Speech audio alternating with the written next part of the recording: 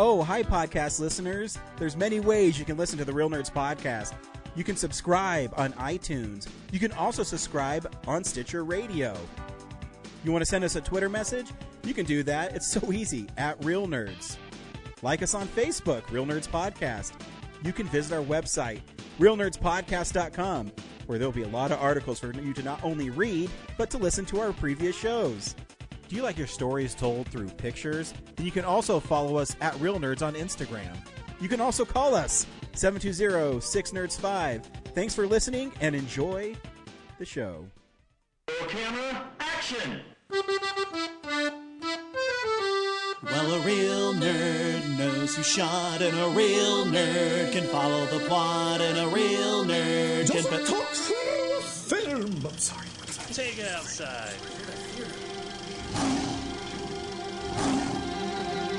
Well, a real nerd knows who shot, and a real nerd can follow the plot, and a real nerd will give it all they got. Lights, camera, action! Real nerds. Hey, everybody.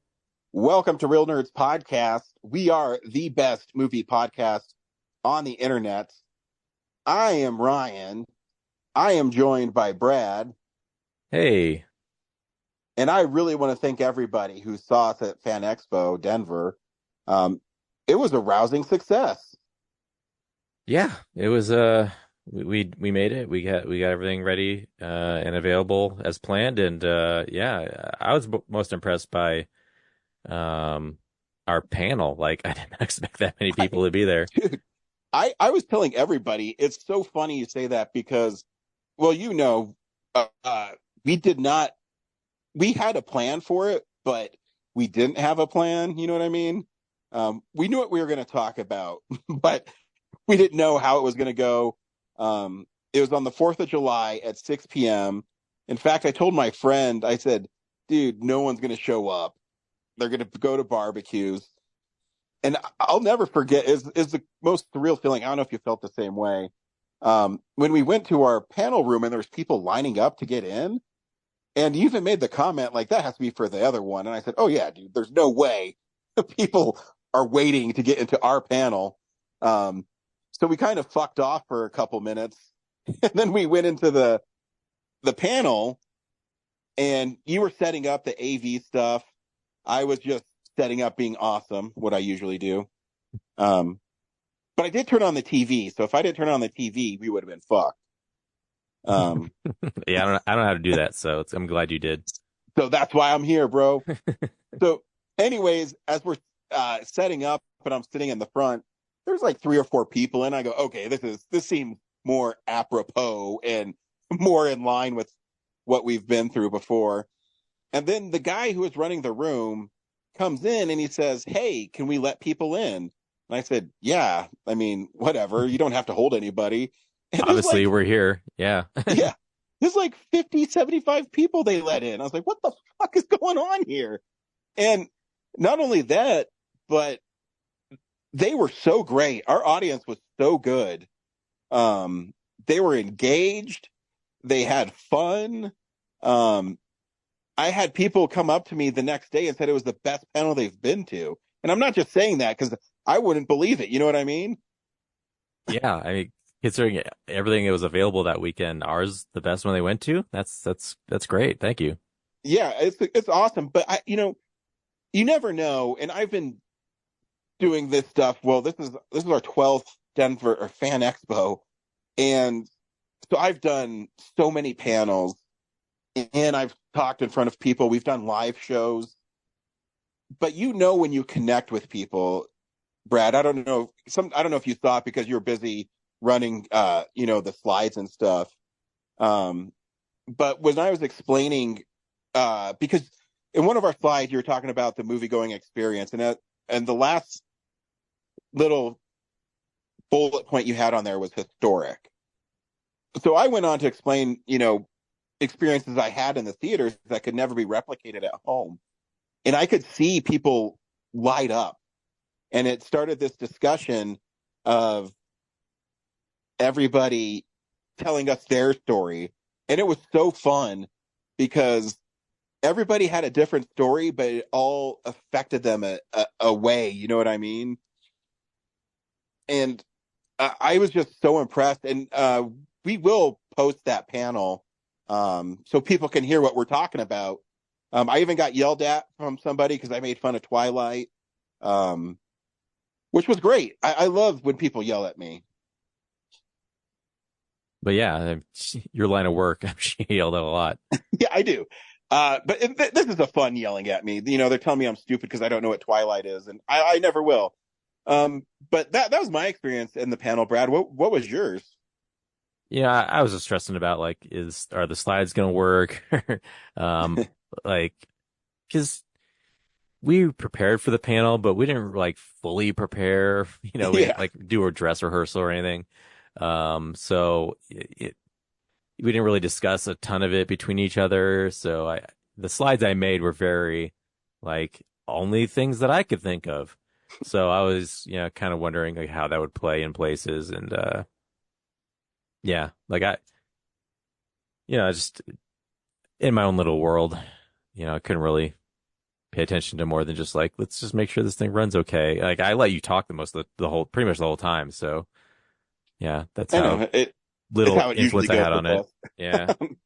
But I did regret that I had some specific points I wanted to make and just we never got to them, which kind of sucks, but whatever. It does. But what's crazy is we actually ran over and no one came and told us to stop. There was a we point. Just kept rolling. Yeah. There was a point where I was like, I think we went through like 4 or 5 slides, but in the first 10 minutes, I was like, oh shit, here we go. Like we don't have enough. And then all of a sudden we were like running overtime. And I made the comment of like, well, we're the last people in here. How, like, I think we can just stay how long we want, really. So. Yeah, it was just cool, man. And but I also had faith in us. And this is me tooting our own horn that you and I have been friends for 25, 30 years. I don't know.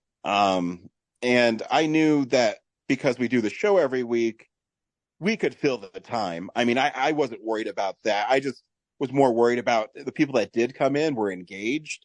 Yeah. And I remember saying that stuff and I could see people's faces light up. And I knew that I actually hit a nerve with people. And I've seen it in the other panels I've done. The runtime of like, they asked us to fill 45 minutes and like going into it, I was like, well, that's kind of like our regular show with the two of us lately. And I think we can just, we shouldn't have a problem because we could just do that. Like there's plenty of times where we talk about the movie and, before we know it, the episode's over, trying to beat that Zoom runtime. But, also too, like, we've in panels in the past, I'm sitting there and I watch incrementally people just kind of up and leave. And that really didn't happen to this one either.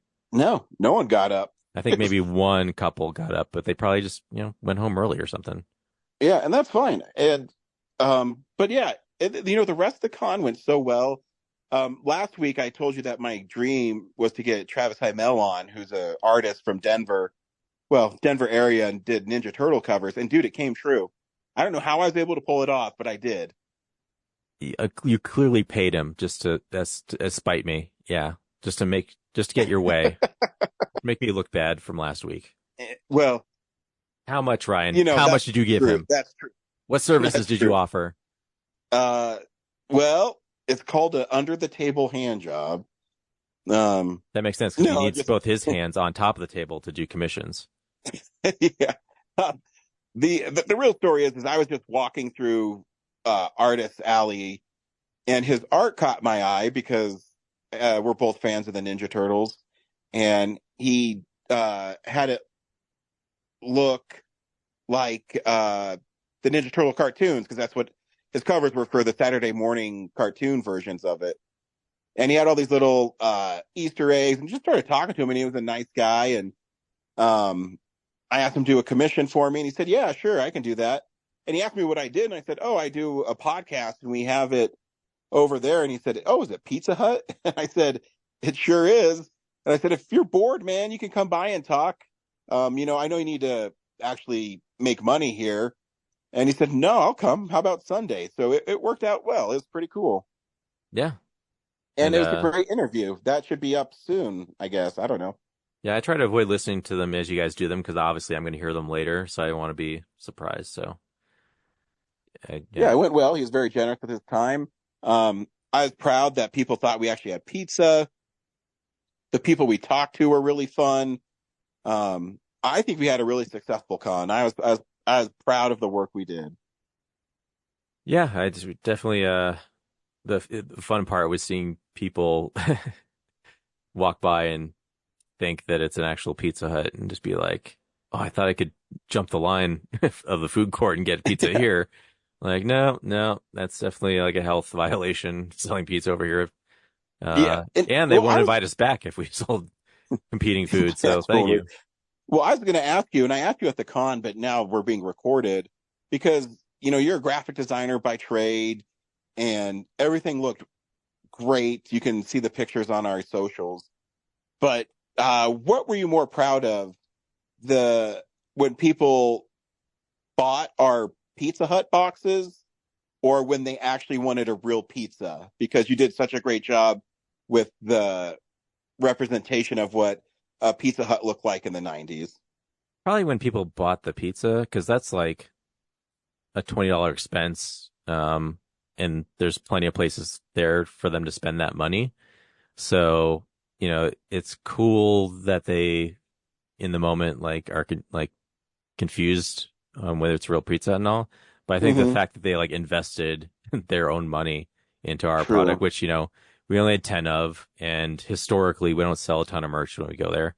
And this year, I think we sold the most merch, like even like we didn't have a ton of new stuff. Like it was just the pizza boxes, and then we filled them with stuff, from around town. But yeah, they are glasses. Like we emptied a whole box of those. Yeah, it was awesome. So I want to thank everybody who went to our panel, who spent their hard-earned money at the con, because there's literally thousands of places you could spend your money, and that you gave the little podcast that could your $20 and you sat down and talked to us. To me, Yeah. I agree that means the world to me. So, I'm a little bummed that so a couple people wanted like just an empty box, and at one point I was like, well, I would give it to you, but we could possibly sell this. And eventually, we didn't sell all, like we sold the initial run, but the backup ones, I wish I'd just given that kid a pizza box who wanted it, but he left like 2 hours earlier than I thought he would. So, yeah, it happens, but Yeah. it went well. I think at some point I'll print more, and yeah, if you're listening, just, email us. I'll hook you up. Yeah, we got you. This week on Real Nerds, we saw Maxxxseen, and we are going to recommend the film or not, play the trailer, then spoil it. We'll also talk about maybe the most depressing movie news of the week ever, and then we'll talk about films we watched that weren't the film of the week. Brad, we made it to the end of the Ty West trilogy, Maxxxseen. Do you recommend Maxxxseen? Sort of. This is really disappointing to say, because when the movie started, I was so into it. Like the first third of it, I was like, yes, this is checking all my boxes. This is great. And then the second act hits, and you're kind of like, kind of wandering here, a little meandering. And then the third one's just like, what? This is the way you're going to go with this? Like, disappointing. And the more I thought about it, the days after I saw it, I was just like, this is even more of a bummer the more I look back at it. Yeah, I'd say that it starts out with a great, with a bang, but yeah, just kind of descends into, wow, that's all this amounted to. Great.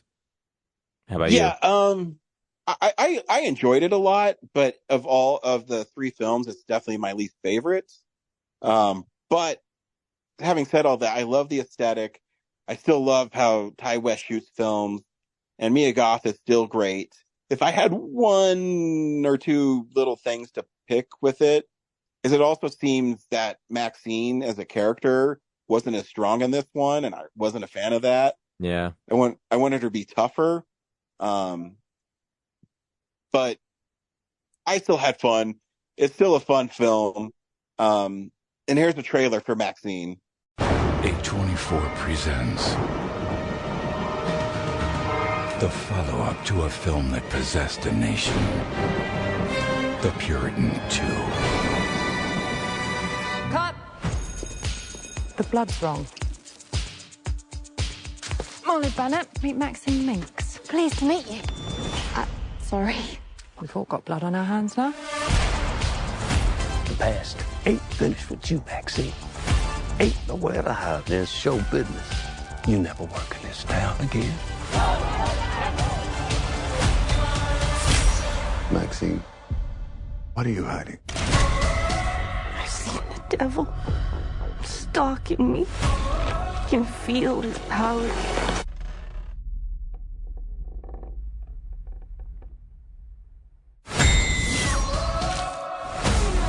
We've made it to the belly of the beast. You must eliminate all distractions, or the beast will spit you right back out. Drop it! Time to pay for your sins. It's America's new scream queen. Maxxxseen fucking Minx.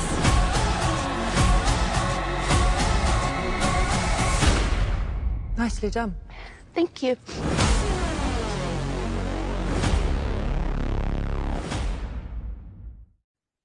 So Maxxxseen takes place, I don't know that a few years after X. I'm not sure exactly the time frame. Do you remember what year X took place in? It's just the 70s, I guess, late 70s. So maybe 5-6 years later. Maybe, yeah. Maxxxseen is now like a huge star in porn, and she wants to cross over and be in Hollywood films.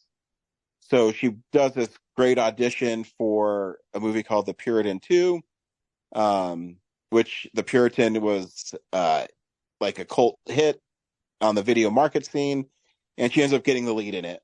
When she gets the lead, her past comes back, and she has to reconcile with that because there's also a serial killer that's targeting her friends, and we have to unravel the mystery of who's killing her friends and who knows about Maxxxseen's past at the ranch or the farmhouse in Texas with Pearl and her husband.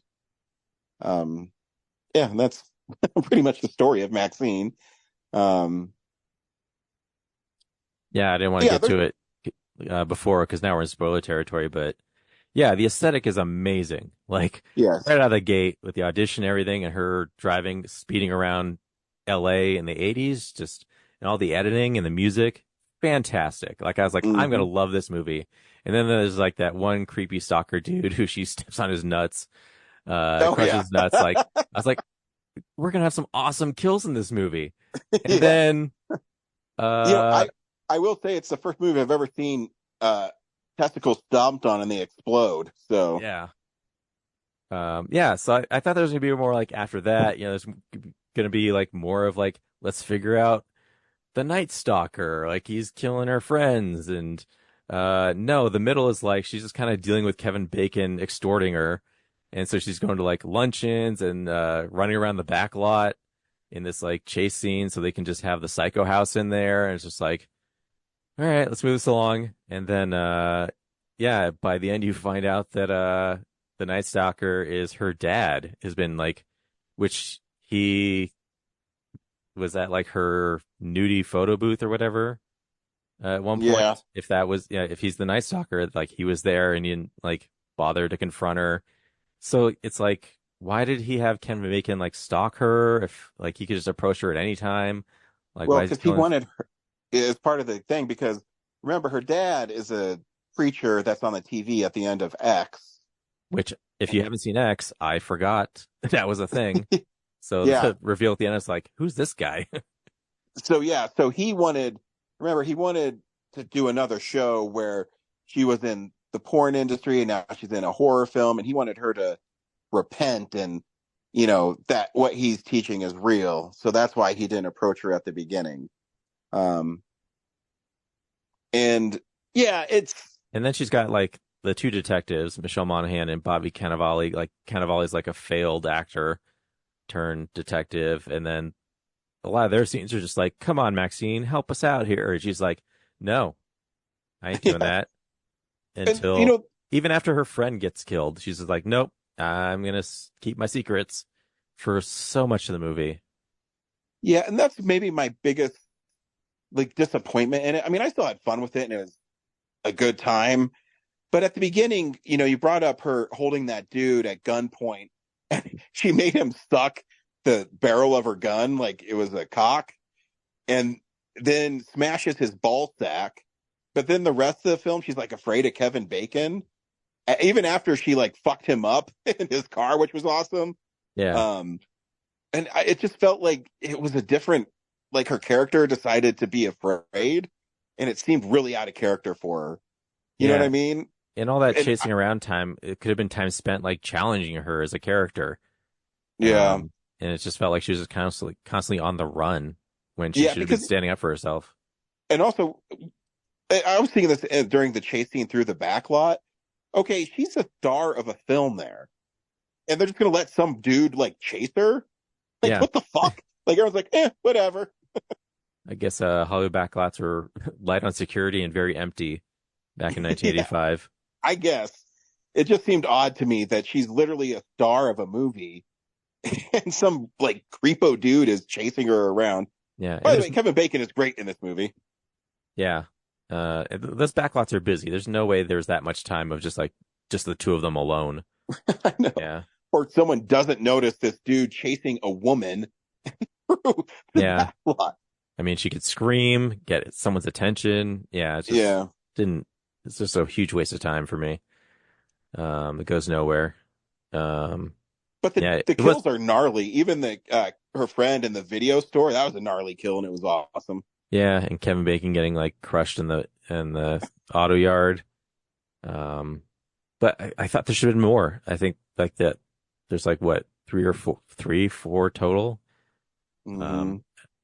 And like some of them are just kind of off screen, like her friends just kind of show up as submerged bodies in the cemetery. And there's should have been more stuff like the ball crushing. And, you know, you have the Night Stalker, and a lot of the Night Stalker's kills are, other than her, you know, video store friend, are just kind of off screen. Yeah. Yeah, I agree. Yeah. And then the end, like the detectives are chasing her dad, and like one by one, like I don't know, he must be like so like they're either super incompetent or he's just like a ninja. Well, like, I can tell you from what I know about being a police officer, which isn't much, but I will say I wouldn't if some dude with a gun ran up a hill in the dark, I wouldn't go gung ho chasing him. Yeah, totally. Because that's what would happen. You would get shot and you would die, and then so I would formulate a better plan. But you know, it was the 80s. Maybe they're more crazy back then. I don't know. I'm pretty sure they still would have called in for backup. Like, yeah.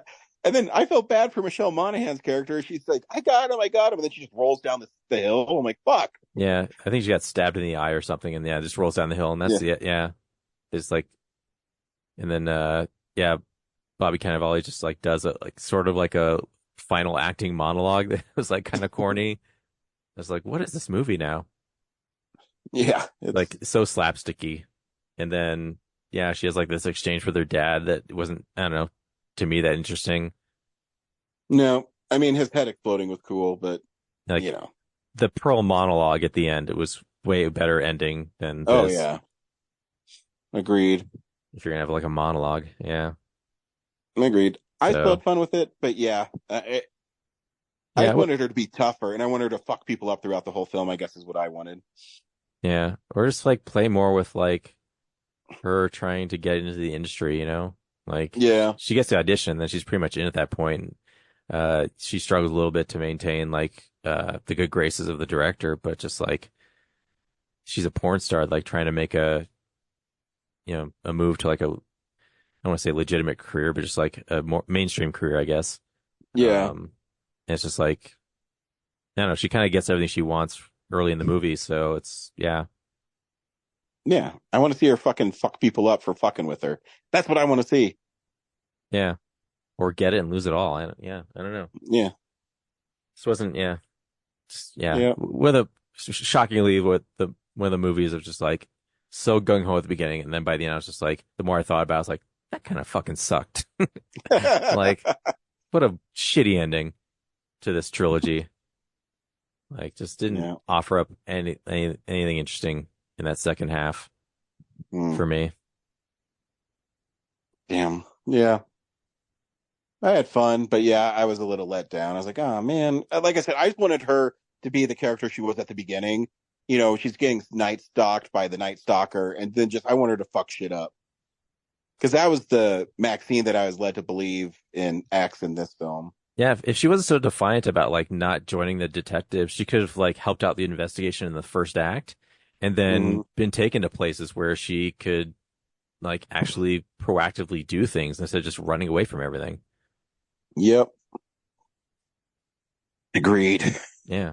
Solve the mystery instead of just like wandering into the mystery. Yep. Hey, we have some really depressing movie news this week. Yep.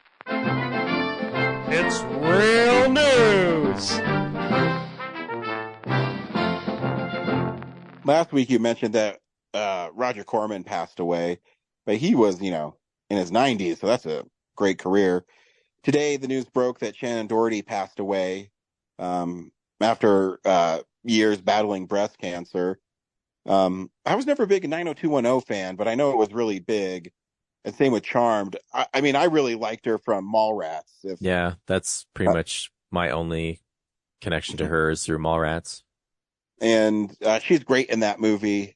And she cameoed in like, I don't know, like Reboot or something, right? Yeah. Yeah. I mean, she did show up again, but, you know, I guess I was never the Fox teen soap opera definitely not watcher. Yeah. But I do know that show was very... it was huge. Yeah, very groundbreaking. And then Charmed, I never watched Charmed. I was a Buffy person, so I never watched Charmed. But I do know that show, too, was very groundbreaking. And she directed some episodes for that. So... honestly passed away too soon. Then also Richard Simmons passed away, who is a fitness guru, but he also appeared in movies, and he was another person that I think had an illness as well, and he passed away. And so went into the oldies commercials just constantly on rotation as a kid. Oh yeah, especially because I watched Nick at Night all the time. Yep. It was always on at Nick at Night. And when I go to like thrift stores and look for VHSs, there's always one. Yes. It definitely, you know, was a part of our childhood, even though we, I mean, obviously I never, watched him or anything, but you just knew who he was because that's what it was. You know what I mean? Like you just knew. Yeah. So yeah, and then who am I forgetting? There is one more person I'm forgetting. That's sad. Oh, Shelley Duvall passed away. There you go. At 75. And, of course, she's most famous for being in The Shining, and she kind of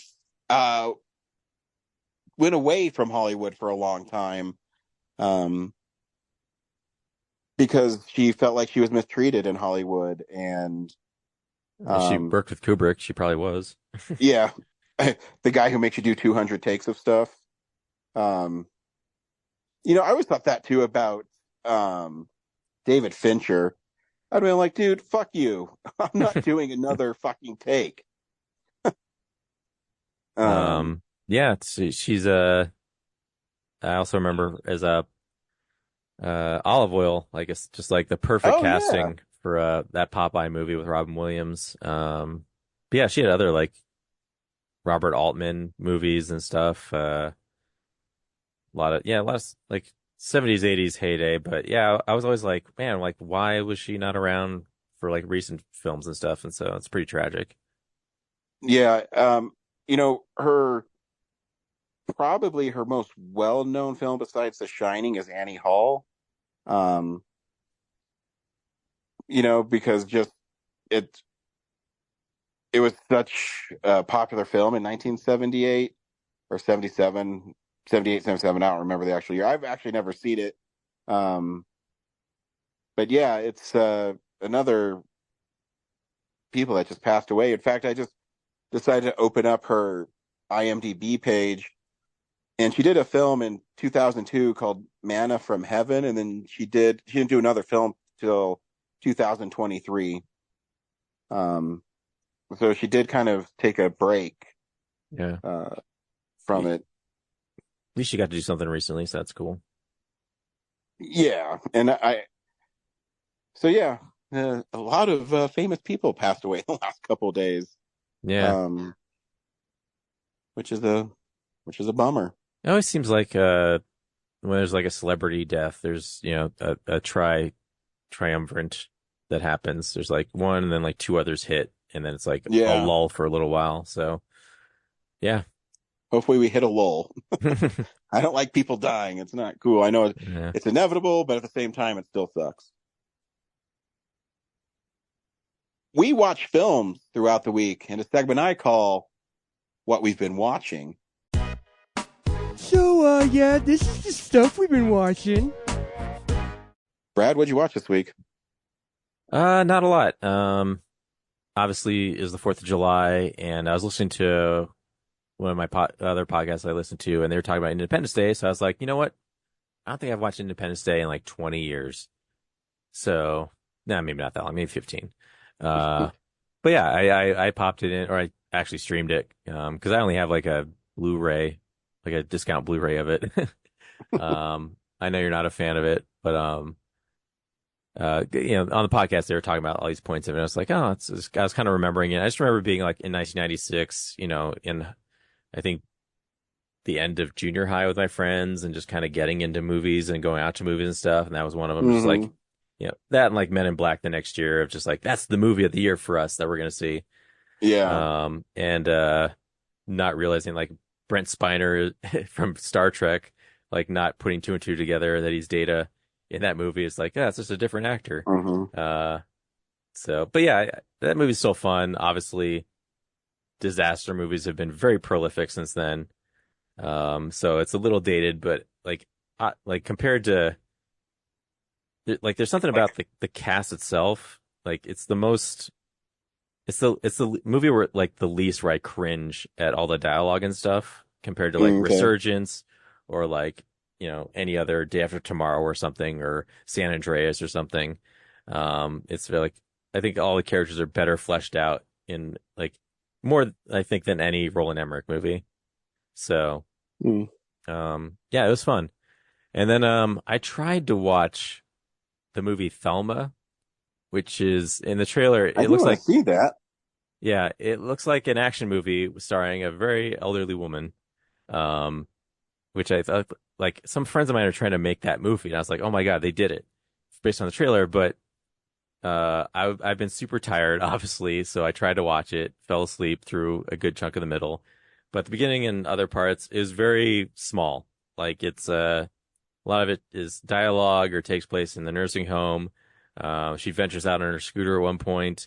And Louis Gossett Jr., who also recently passes in the movie, is like on this journey with her, and her, I think, grandson is like drives her around, and eventually he gets separated from her, so he's with his mom and dad, and they're trying to find out where she went, and she's trying to like solve, I'm not sure what, I missed it. I think it's like some kind of internet scam.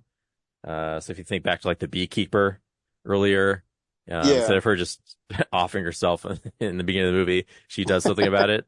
And so, yeah, it's a comedy. It's supposed to be like really funny, of like, you know, this old woman on a scooter trying to like do chases, and eventually she runs into Malcolm McDowell, who's, I guess, the scam artist or is related to him. I missed a huge swath of the movie. But I'm going to check it out again at some point. Yeah. And then, yeah, that's all I watched this week. I watched a little film called Everything Everywhere All at Once. Again, through my random movie generator. And I watched this with my kid, and Kellen loved it.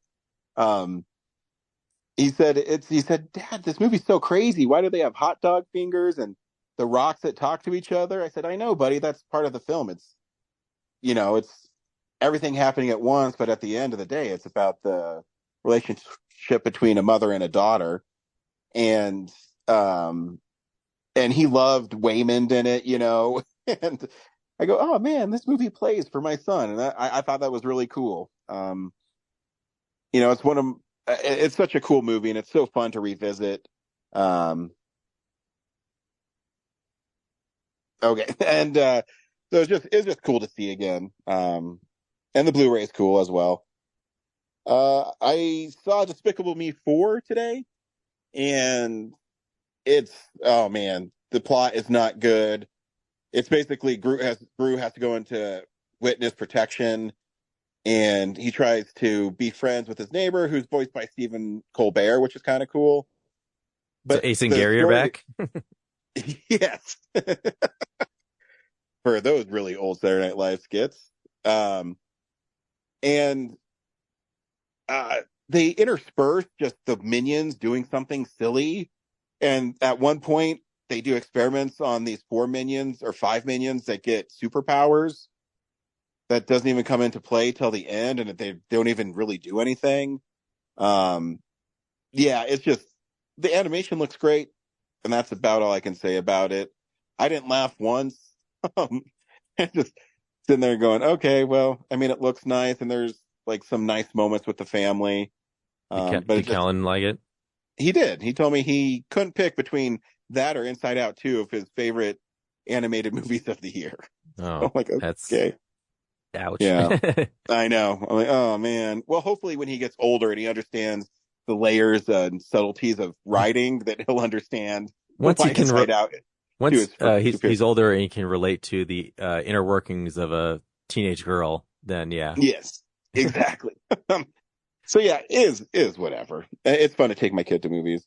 And the last thing I saw this week, and you can listen to an interview with the director. I watched a movie called Breakup Season, which stars Chandler Riggs from The Walking Dead as a guy named Ben who takes his girlfriend home for the holidays, and she breaks up with him on the first day, and they're stuck together. And it was a really pleasant surprise. I actually really enjoyed the film.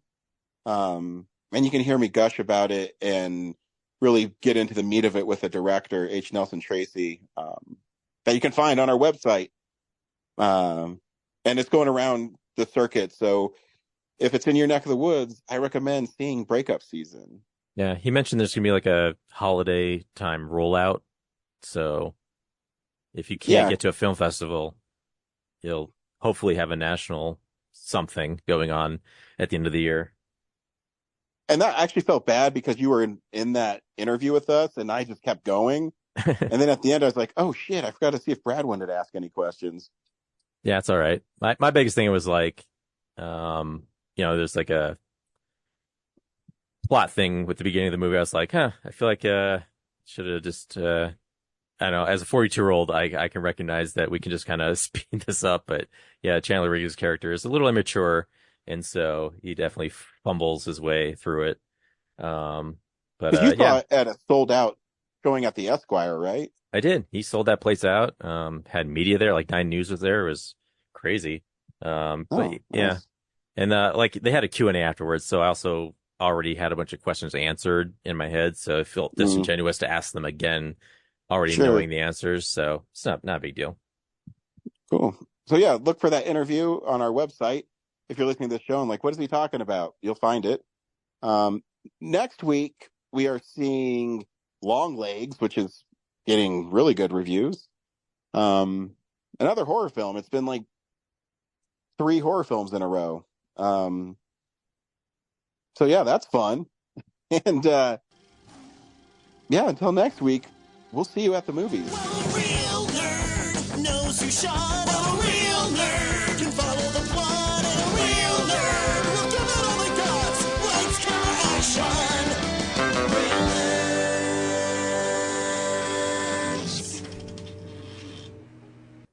Thanks for listening to Real Nerds Podcast, a Nebulous Visions production. Stream or download episodes, read articles at realnerdspodcast.com. Stream us on Apple or Google Podcast, Stitcher, Spotify, or iHeartRadio. Follow us on Facebook, Real Nerds Podcast, Twitter and Instagram @RealNerds. Watch us on YouTube, Real Nerds Podcast. Email us at realnerds@gmail.com. Call us at 720-6nerds5. Thank you to Sparks Mandrill, Mike at Plan 9 Studios, and Bolognium for all of our groovy theme songs. And that's how you fucking do it.